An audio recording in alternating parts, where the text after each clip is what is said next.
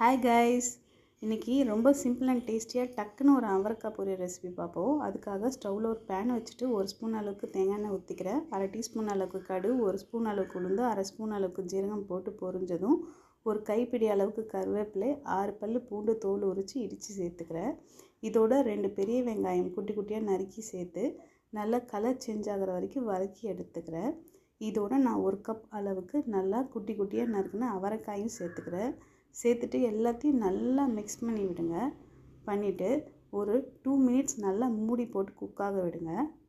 இது போல் குக்காக விடும்போது பார்த்திங்கன்னா அந்த அவரைக்காயில் இருக்கக்கூடிய இயற்கையான நீர்ச்சத்துலே இந்த காய்கறி நமக்கு 25% நல்லாவே குக் ஆகிடும். பாருங்கள், நல்லாவே குக் ஆகிடுச்சு. இந்த ஸ்டேஜில் நம்ம நல்லா எல்லாத்தையும் ஈக்குவலாக மிக்ஸ் பண்ணிவிட்டு இதுக்கான மசாலா ஐட்டம்ஸ் ஆட் பண்ணணும்.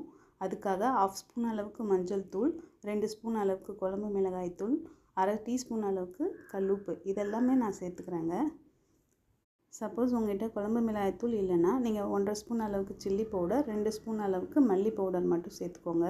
சேர்த்துட்டு இந்த மசாலாவோட இந்த அவரைக்காய் மிக்ஸ் ஆகிற மாதிரி நல்லா மிக்ஸ் ஆகி விட்டுட்டு நான் இன்றைக்கி 1/2 கிளாஸ் அளவுக்கு மட்டும்தாங்க தண்ணி சேர்க்குறேன். எதுக்காகன்னு பார்த்தீங்கன்னா நமக்கு ஏற்கனவே இந்த காய்கறி 25% குக் ஆகிடுச்சு. பேலன்ஸ் இருக்கக்கூடியது மட்டும் நமக்கு குக்கானால் போதும். அதுக்கு இந்த தண்ணியே போதுமான அளவாக இருக்கும்.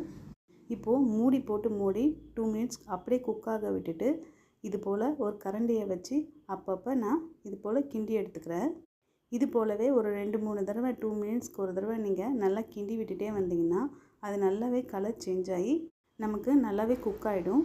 இந்த ஸ்டேஜில் நான் 4 ஸ்பூன் அளவுக்கு துருவிய தேங்காய், 1/2 டீஸ்பூன் அளவுக்கு நல்லா ஒன்றும் பாதியமாக இடிக்கல்லில் வச்சு இடித்த சோம்பு சேர்த்துக்கிறேங்க.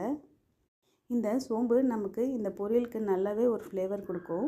இது எல்லாத்தையும் போட்டு நல்லா ஈக்குவலாக மிக்ஸ் பண்ணிவிட்டு ஒரு 2 செகண்ட்ஸ் ஜஸ்ட் குக் பண்ணி இறக்குனிங்கன்னா ரொம்பவே டேஸ்டி அண்ட் ஹெல்த்தியான அவரைக்காய் பொரியல் ரெடிங்க.